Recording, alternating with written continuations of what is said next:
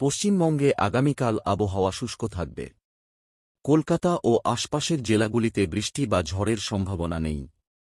সকাল ও রাতে ঠান্ডা বেশি অনুভূত হবে, দিনে আবহাওয়া স্বাভাবিক থাকবে। উত্তরবঙ্গে শীতের দাপট বাড়বে, পাহাড়ি এলাকায় কুয়াশা ও বেশি ঠান্ডা থাকবে।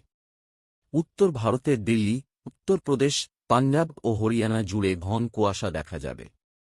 সকালবেলায় দৃশ্যমানতা কমে যেতে পারে এবং কাঁপানো শীত অনুভূত হবে। কিছু জায়গায় শৈত্যপ্রবাহের মতো পরিস্থিতি তৈরি হতে পারে। আগামীকাল বাংলাদেশ জুড়ে আবহাওয়া মূলত শুষ্ক থাকবে। ঢাকাসহ দেশের বেশিরভাগ অঞ্চলে বৃষ্টি বা ঝড়ের সম্ভাবনা নেই।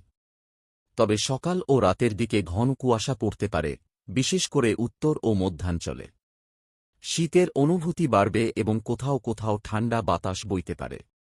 নদী অববাহিকা ও খোলা এলাকায় কুয়াশার কারণে যান চলাচলে কিছুটা সমস্যা হতে পারে।